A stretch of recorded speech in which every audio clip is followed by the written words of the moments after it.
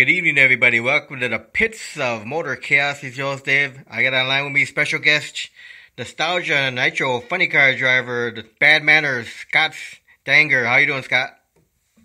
I'm doing great. How are you? Pretty good. So how's the weather out there? Boy, it's been beautiful. It's in the low 80s. Just a nice little chill in the breeze. It just couldn't be any better. Yeah, we were about 81, 82 in Illinois today, and right now it's about 70. Yeah, that's nice. That's good bike riding weather right there. Good drag racing weather, too. Yeah, for sure. So, first question, Scott, how did it all begin for you? How did you get involved in drag racing? Well, growing up, my dad was into classic Chevys and street rods and that kind of stuff, so I just kind of grew up around old cars. We built a 56 Chevy 210 together, he and I, and we were actually gone. The entire family was in that car, and we went to a classic Chevy convention in Flagstaff, Arizona. And part of that event, they had a drag race just for the classic Chevys. And some friends convinced my dad to race in that, which he did. And if I remember correctly, he lost in the finals. And that was my first drag racing experience, and pretty well hooked me right there. And I believe I was only 13 years old at the time. Now, did your dad used to take you to watch a lot of funny cars and stuff when you were young? You know what? I don't recall ever being to a drag strip before that event. I knew a couple drag racing names. I knew what it was, but I had never really been to an event. So that whole experience was pretty new to me at that time. So when did you begin driving? So I actually built a 56 Ford F100 that had a small block Chevy and a turbo 350 in it, and had that ready to go. And when I got my driver's license, I began drag racing that. And it, at the time, back in the late 80s, it ran 1450 or so, and it was fast enough that it would beat most of the Mustangs and Camaros just right off the street. So it was a lot of fun. And I had a lot of success in that truck, and raced it all through high school. And then a couple of years after school, I came across a 48 Fiat that had been built in the 60s as a drag race car, and I bought that car and put it together, and I've actually raced that car off and on for about 25 years now. So when you started racing, though, were you doing legal racing, or were you doing illegal street racing? You know what? I've always done my racing legal. I mean, there were a couple times where I'd pick a fight on the street or whatever, but I just never really got into that scene. I saw the value of going to a sanctioned track and having safety equipment and trained people there in case there was an issue. And I liked the numbers. I liked to be able to see when I was improving and if I had a good reaction time and all that kind of stuff. I just was never into the street racing scene much. So now, how long did you drive that truck for? I drove that truck for probably about 8 or 10 years before I took the motor out of that and put it into the Fiat. And raced the Fiat just with a carburetor on it, and it just had a 327 in it for a couple years. Later, put an underly injection system on it, switched it to methanol, and ran it for quite a few years that way. And I just destroyed the motor one day at the track and just decided that I was kind of just done throwing money at it. I needed to kind of get on with my life. I was still living at home, and so I put the car away for a little while and kind of let life catch up with me. Got married, bought a house, that kind of stuff. So when did you get back into drag racing again? So my wife and I stayed active as spectators, and we actually attended the Nightfire Nationals in Boise, Idaho, and the Winged Express was there. And my wife and I befriended Mousy Marcellus at the time and just had such a great time getting to know him, and Daryl Conrad and Terry Roach. And we just had so much fun. hanging out with those guys. And on the way home from that trip, my wife Jenny said, we probably ought to get that Fiat out and race it again. But if we're going to do it, it needs to have a blower on it. So we put the old motor back together with the idea we were just going to throw a blower on top of the old motor.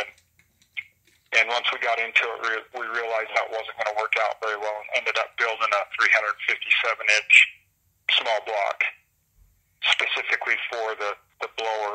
And that's the combination we've run for quite a few years now, 10 or 12 years probably. So that was blown alcohol?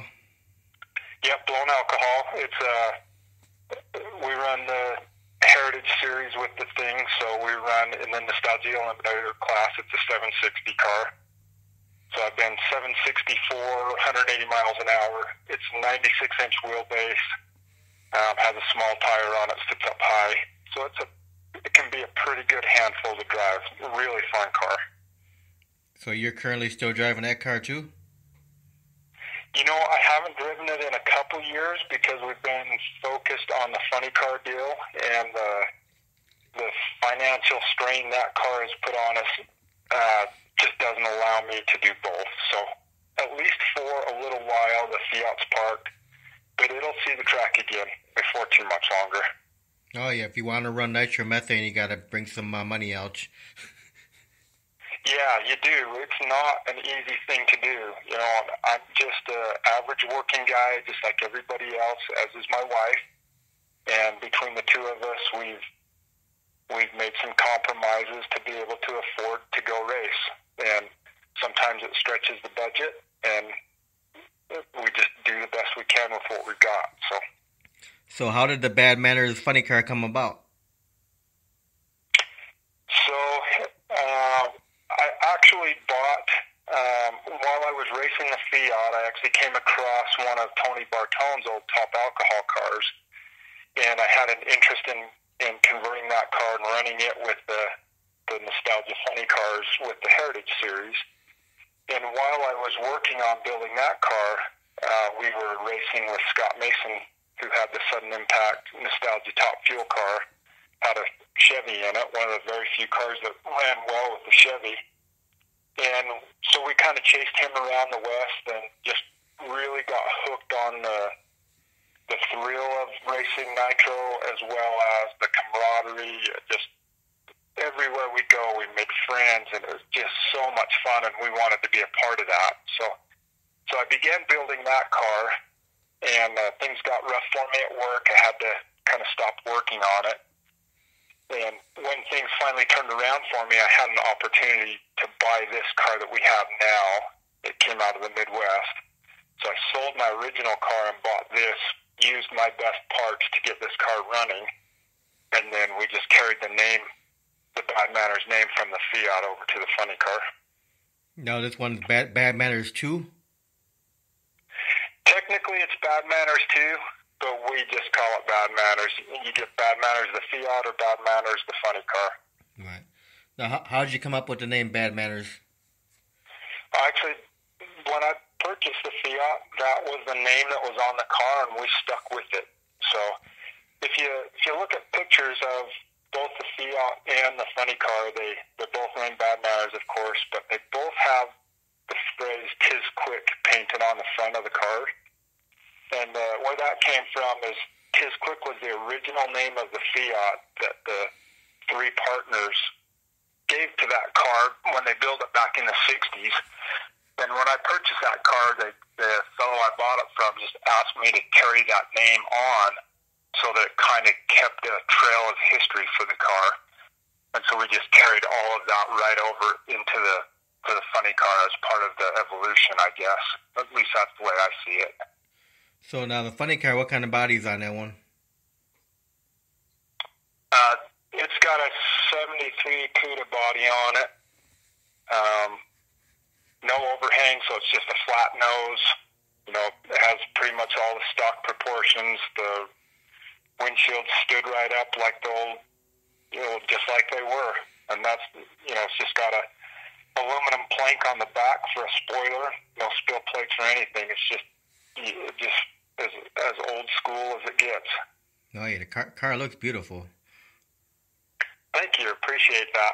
You know, we knew that we couldn't afford to run super hard like these other guys, but we wanted to be able to stand out. And so by staying with the really old school look and the colorful paint, that was our way of standing out. Right, it's definitely got the nostalgia look to it. Thanks. So now, when did you get your funny car license? So it was this is our 5th season, I believe. So I actually got the car running in October, and we made it to two events trying to get my license, and we weren't able to get it done. So the following entire season we spent trying to get my license. And it wasn't that I couldn't drive the car, it's that the car was almost undrivable. We had it so underpowered, and it just couldn't get out of its own way, and across the center line on a licensing run, and it just was a real struggle. And we couldn't afford to run real often, so it took a little longer than usual. So when you finally got licensed, who signed up for your license? Jeff Deal signed a couple of the runs. Gary Densham signed for some of them. I had Corey Lee sign, and I don't recall who else, but had some fairly famous people sign that thing. At least they're all famous out west here, anyway. Right. So now, what's been the quickest pass you've had with the funny car? What's that? What's been the quickest pass you've had with the funny car? So just this last weekend in Boise, Idaho, at Firebird Raceway, I ran a 6:04 at 232 miles an hour, and that was our quickest. Prior to that, we'd run 6:09.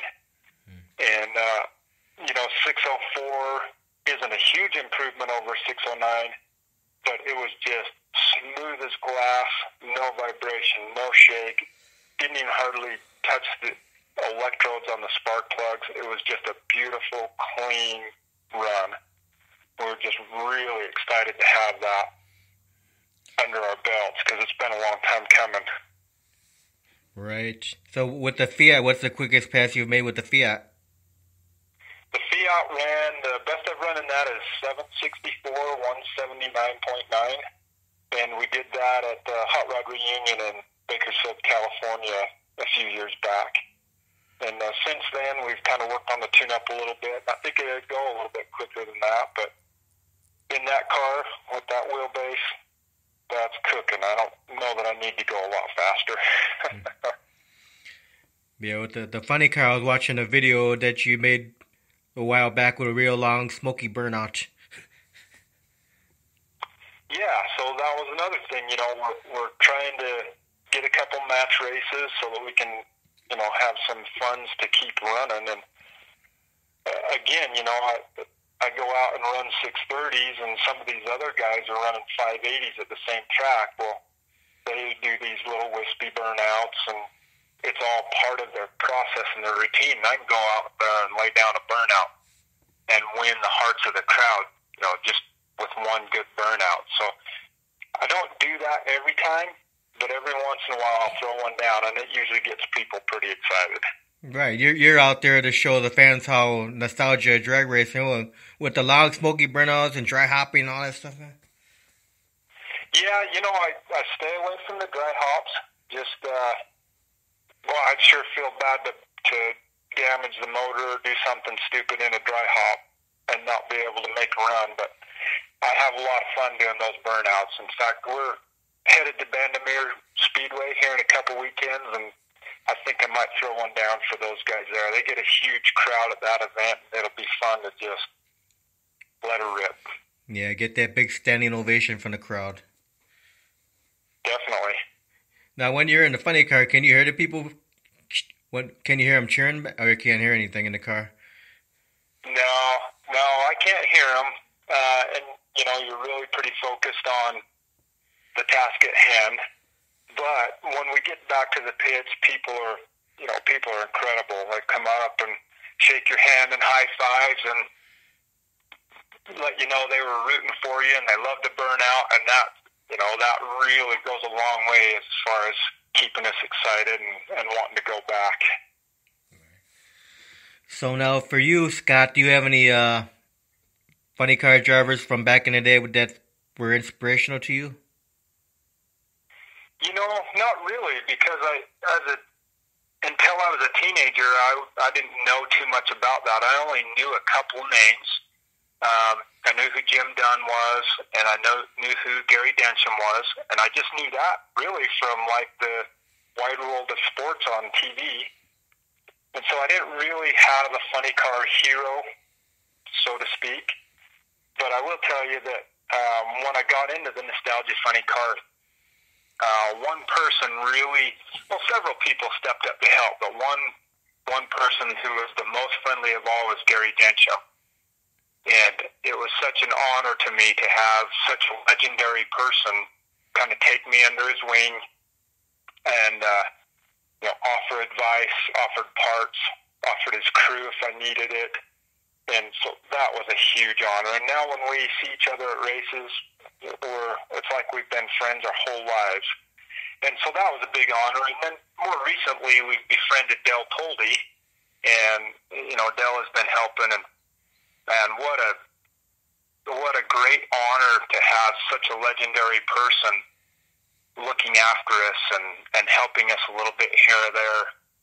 And, I actually have to give a little bit of credit to Del for the way the car's running. He's been pretty persistent on some changes that we made in the setup of the engine, and it's really paid off. So I guess that's my history. Yeah, it's always nice to get some pointers from some of the legends out there. Yeah, for sure. Yeah, there's some big names out there, and Dale doesn't race a big show car anymore. He did for many, many years, but a lot of the younger crowd doesn't know that name. But if you've been around long, you definitely know who Del Toldy is. So now, when you go out with the funny car, how many crew members do you take with you, and who are your crew members? So we take an army of people everywhere we go, and we do this for fun. And so any of our friends who want to be involved, we love to have them involved in our family, and so we take a lot of people. But right now I have Michael Mason tuning the car, and he's actually a third-generation nitro tuner. His grandfather was involved with the original Utah Charger Top Fuel car, ran in the heyday of Top Fuel. His grandpa tuned against Garlits, and his dad, Scott Mason, drove the car for some time and raced against all of those same guys. So pretty cool to have a third-generation tuner. He's a young guy, and it's just fun to be able to learn together. And my brother-in-law, Dean Bodley, a gentleman named Eric Villitson, Tyler Hoover, Guy Youngdell, my dad, Larry, has been very helpful. A very, very dear friend of mine, Mike Hare, who has raced with me for over 20 years, maybe close to 25 years. And Doug and Travis have joined the team just this last year, and they're kind of learning the ropes, but we're happy to have them too. It's just fun to have all those people around, like-minded people, and willing to come and work hard for me to have all the fun. Right. So now, does your wife help out as well? Yeah, my wife is super involved. She's actually learning to do the clutch, and she takes care of the travel arrangements and all that kind of stuff that's not as much fun for us race car kind of guys. She does all the cooking at the track, so we always have home cooked meals, and she just does a really good job of coordinating all that, keeping all those people on the same page so we all know what we're doing. And so she doesn't necessarily do the heads or anything like that, but she's every bit as involved as the rest of us. Now, do you guys have any kids?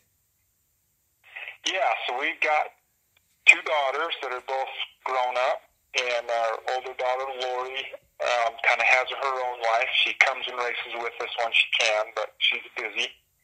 And our younger daughter, Madison, is our backup girl, and she goes to pretty much every race we go to as well. She actually works two part-time jobs and is pretty much full-time college student, so she's pretty busy too. But she enjoys being around it. She's pretty knowledgeable on the stuff, and she's a cute gal. So it's fun to have her in the pits. No grandkids yet? Nope, no grandkids yet. No hurry. I'd like to someday, but there's no hurry. So, girls, if you're listening, no hurry. Someday, then maybe you get some little junior dragsters. Yeah, I'm not going to want to do this funny car thing forever. As you get older. Well, unless you can. Important to your changes, and yeah, I'd look forward to something like that.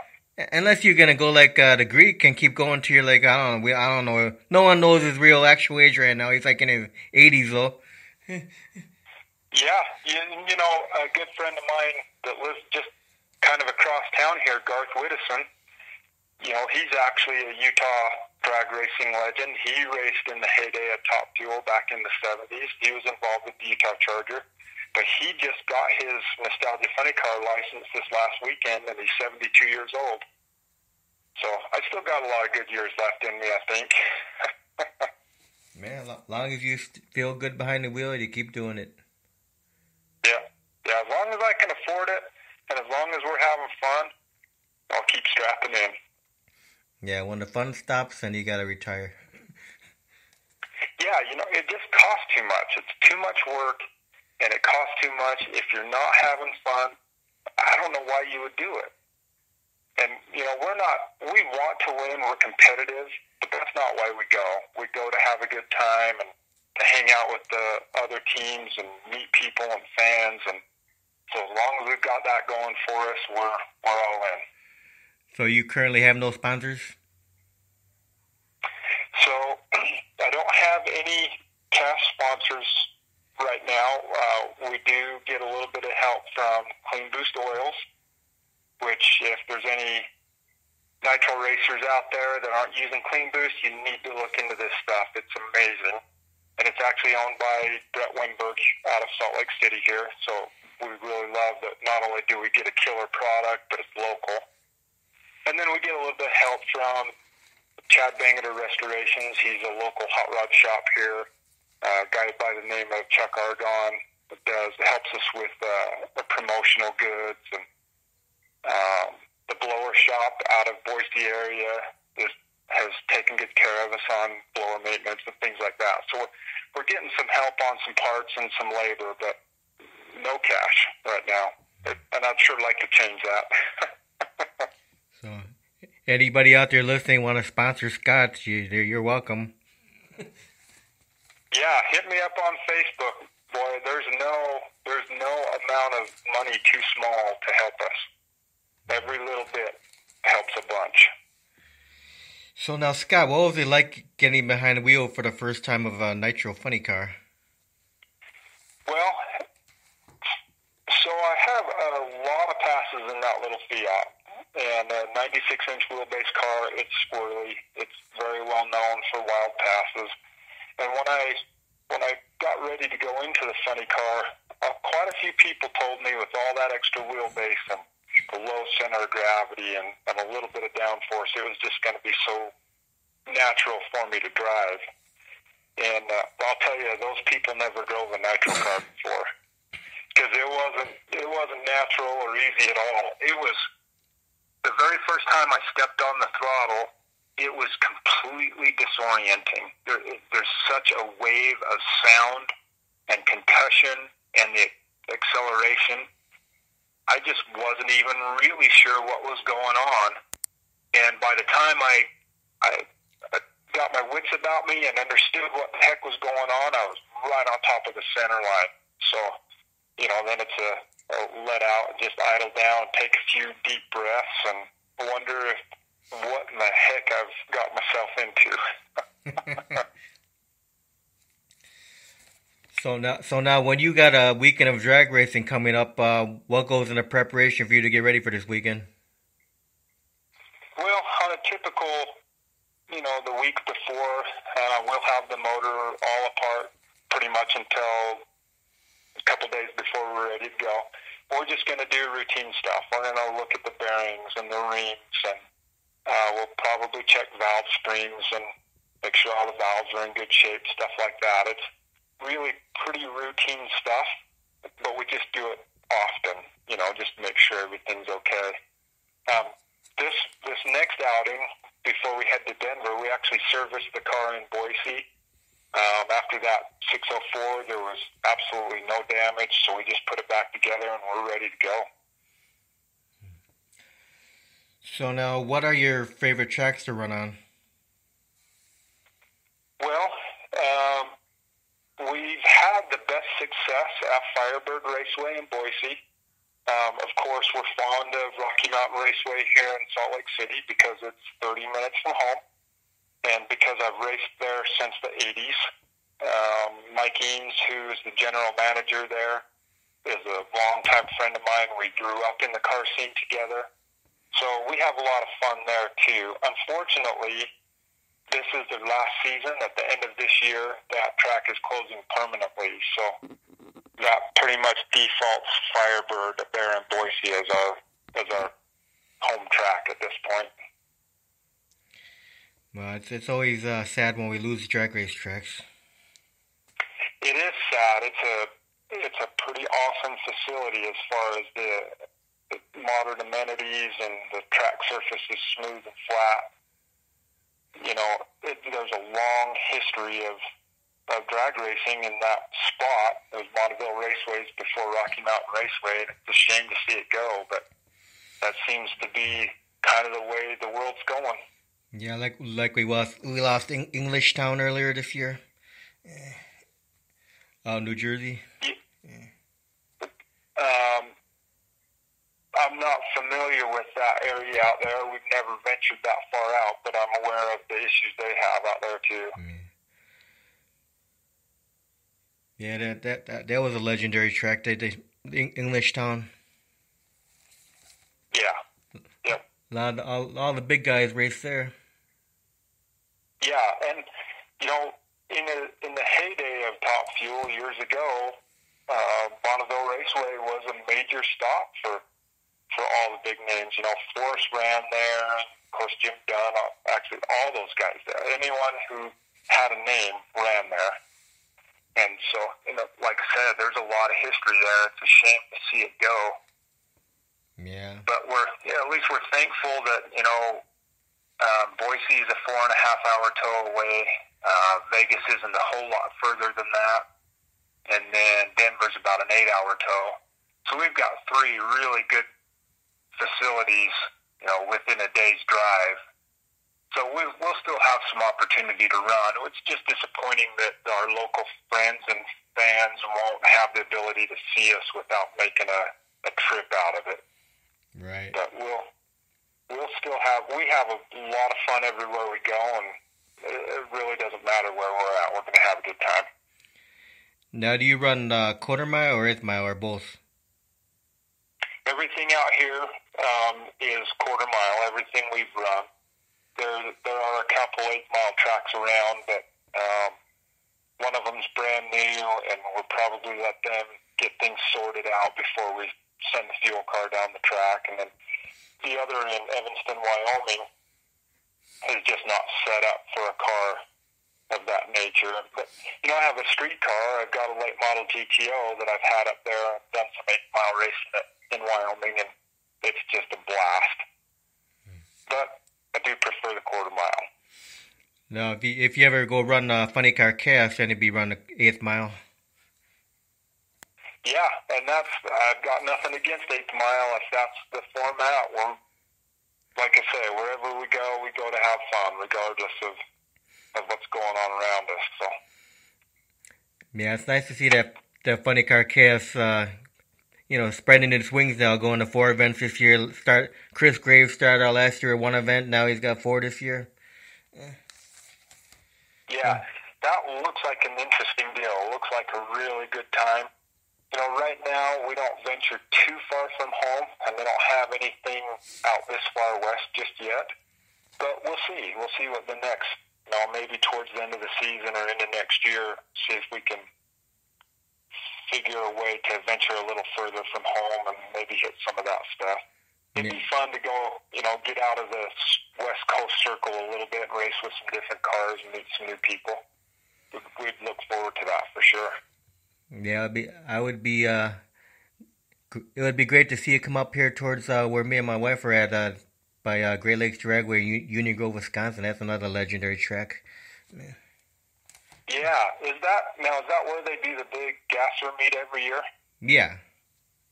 Okay, yeah, we have friends that travel from overseas to come to that event. They have nothing but great things to say about that. Then another big track out here is Cordova. Uh-huh. They do the World Series of Drag Racing. Yeah. Yep. And this car, I believe, has competed there under the previous owner. It'd be fun to get back there. I know there's a handful of people that have reached out to me and would like to see me get back there just because they have memories of the car, they've worked on it, or even drove it. So that'd be really fun. Yeah. Like I say, I'm down for whatever. I just like going to have fun and meet new people, and it's just all a great experience. Yeah, I'm sure the people down here in the Midwest would love to see that old car. Yeah. Well, maybe one of these days. We'll see. We'll see what the rest of this year brings, and financially, it just costs a lot to get out there. Yeah. So if we can swing it, we'll do it. If not, we'll just stay close to home. So now, where do you get your fire suit from, Scott? Where do I get what? Your fire suit. Well, right now I'm wearing a Design 500 suit, but it expires here, I think, at the end of next season, and so I'll be in the market for a new one. And I got friends, Ben over at DJ has taken very good care of me on all my other safety equipment. I think of Dennis Taylor as a friend. I've been really happy with that Design 500 suit, so I've got some options out there. So now, Scott, what would you consider to be some of the milestones in your drag racing career? Well, this 604 from this last weekend obviously is a big milestone. One of my favorite times that I remember is the very first time we ran the Fiat with the supercharger on it. We built that motor and kind of kept it secret and went to a Good Guys meet in Las Vegas and debuted the car with the blower on it there and went out and ran. The best I had run previously was a 935, and we put the blower on and went and ran. I believe it ran an 811 right off the trailer. And that was such a huge step. That was a big milestone, and that really changed the approach that we took to racing. It made that car very inconsistent, but very entertaining, and we just went away from being competitive all the time to just going to have some fun and put on a show and make friends, and we've had a lot of success in that regard. Even though I don't remember the last time I won a round, I honestly couldn't care less because we've had so much fun and just made so many friends. So that was a big one, was when we very first ran with the supercharger on there. And then, though there's not any one specific event, just the fact that I call Gary Dencham and Dale Poldy and some of those legendary guys friends, people like John Hill, they're just such good people, and when you race together, you get to know them on a different level, and that's probably the number one highlight of the whole nitro racing thing, is just getting to know some of those people. Yeah, John Hill is an awesome guy, but I have had him on the air twice already, and he's about to come on for a third time pretty soon. Awesome, yeah. He's a cool dude. When I very first bought this car, I honestly didn't know what I was doing very well, and I asked a lot of really stupid questions. And John Hale was one of the guys who took the time to kind of listen to what I was saying and offer a little advice here and there. He would call and check up on me, and that was so appreciated. Even though I honestly didn't follow a whole lot of his advice, it was sure nice to know I had somebody looking over me and, you know, kind of help keep me out of trouble. Right. So now, Scott, throughout your racing career, have you had any accidents or near accidents at all? I've had a couple close calls. Actually, was in the Fiat up there in Boise at Firebird and had a transmission line let go while the car was in a wheel stand, and that made quite an abrupt right-hand turn. And I actually was able to save that, but it was close. It was scary. And then I had a pass in the funny car where somebody had told me we were talking about tire shake, and I was describing the sensation I felt, and they said, "Oh, well, that's not shake. That's just this little flutter that those tires do, and if you leave your foot in it, it'll just drive right through that." So I go out there to make a pass, and I get in that little flutter, and it turned into tire shake, and it was so violent that it completely blurred my vision, completely disoriented me. And by the time I realized what was going on and stepped off the throttle, I was in the wrong lane, pointed at the wall, and made a correction and got it straightened out. But that was close. That's probably my scariest moment so far in the funny car. Well, knock on wood, you're not going to have any accidents. Pardon? I said, knock on wood, you'll never have any accidents. Yeah, I just try not to get in over my head, and, you're in a fuel car, you're in a funny car. Things are going to happen. You kind of have to be okay with that at some level, but I'm in no hurry to ever experience that. Right. Okay, Scott, I'm going to ask you a few fun questions before we finish up this interview. Okay. You have any hobbies outside of drag racing? I have way too many hobbies outside of drag racing, but my latest passion is about a year and a half ago, I took up mountain biking and just kind of got hooked on that, and I've actually been competing in some cross-country races on a mountain bike. So that's kind of my main off-tracks focus right now is mountain biking. So when you and your wife go on vacation, you have a favorite vacation spot? Well, that's a little bit of a sore subject. When we go on vacation, we go race. And our favorite place to go on vacation is, believe it or not, exotic Boise, Idaho. We go there. We have so many friends there at the track, and the staff there, and everybody they all know us and love us, and we have so much fun there. We look forward to going there. So I would call that our favorite for now. I'd like to change that someday, but when we have a choice of buying $1,000 worth of airplane tickets or buying a drum of nitro, well, the nitro wins. Right. So what's your favorite food? Well, I like pizza, but I actually have celiac disease. I have to eat a gluten-free diet, so it's pretty hard for me to find a good pizza. So when I find one, I'm all about it. I can tear up a whole pizza without any help. Nice. What's your favorite beverage?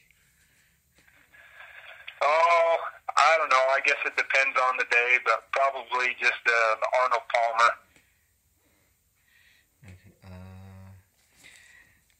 Now, what's your favorite music? Well, I like music that's a little bit off the beaten path, so I don't really like what's played on the radio much.